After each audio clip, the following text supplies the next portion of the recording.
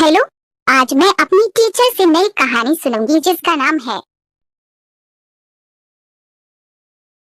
बहुत समय पहले रेगिस्तान के पास एक सुनसान गांव में एक बूढ़ा आदमी अपने 3 बेटों के साथ रहता था। उसके पास 17 ऊंट थे और वे उसकी आय का मुख्य स्रोत थे। वह रेगिस्तान में शिपिंग के साधन के रूप में ऊंटों को किराए पर देता था। एक दिन उसकी मृत्यु हो गई। उसने अपनी संपत्ति अपने 3 बेटों के लिए छोड़कर एक वसीयत छोड़ी थी। अंतिम संस्कार और अन्य दायित्व समाप्त होने के बाद तीनों बेटों ने वसीयत पढ़ी, जबकि उनके पिता ने अपनी सारी संपत्ति 3 बराबर भागों में विभाजित कर दी थी। उन्होंने 17 ऊंटों को एक अलग तरीके से विभाजित किया था। उन्हें तीनों के बीच समान रूप से साझा नहीं किया गया, क्योंकि 17 एक विषम संख्या और एक अभाज्य संख्या है जिसे विभाजित नहीं किया जा सकता है। बूढ़े व्यक्ति ने कहा था कि सबसे बड़े बेटे को 17 ऊंटों में से आधे मिलेंगे, बीच वाले को 17 ऊंटों में से 1/3 मिलेगा और सबसे छोटे को ऊंटों का उसका हिस्सा 9वां हिस्सा मिलेगा। वसीयत पढ़कर वे सभी दंग रह गए और एक दूसरे से सवाल करने लगे कि वसीयत में बताए अनुसार 17 ऊंटों को कैसे विभाजित किया जाए। 17 ऊंटों को बांटकर उनमें से आधे ऊंटों को सबसे बड़े को देना संभव नहीं है।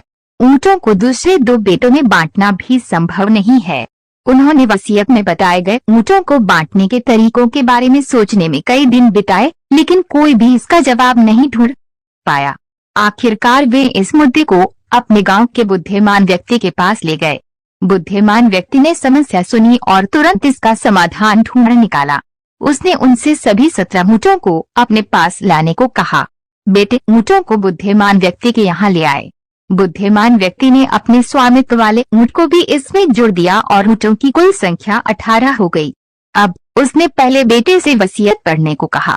वसीयत के अनुसार सबसे बड़े बेटे को आधे ऊंट मिले, जो अब 1, 8, 2, 9 ऊंट हुए। सबसे बड़े बेटे को उसके हिस्से के रूप में 9 ऊंट मिले, शेष ऊंट 9 थे। बुद्धिमान व्यक्ति ने दूसरे बेटे से वसीयत पढ़ने को कहा। उसे कुल ऊंटों का 1/3 हिस्सा दिया गया। ये 1, 8, 3, 6 ऊंट आया। दूसरे बेटे को उसके हिस्से में 6 ऊंट मिले। बड़े बेटों द्वारा साझा किए गए ऊंटों की कुल संख्या 9 + 6 15 ऊंट। तीसरे बेटे ने ऊंटों का अपना हिस्सा पढ़ा। ऊंटों की कुल संख्या का 1/9 भाग 1, 8, 9, 2 ऊंट। सबसे छोटे बेटे को उसके हिस्से में 2 ऊंट मिले।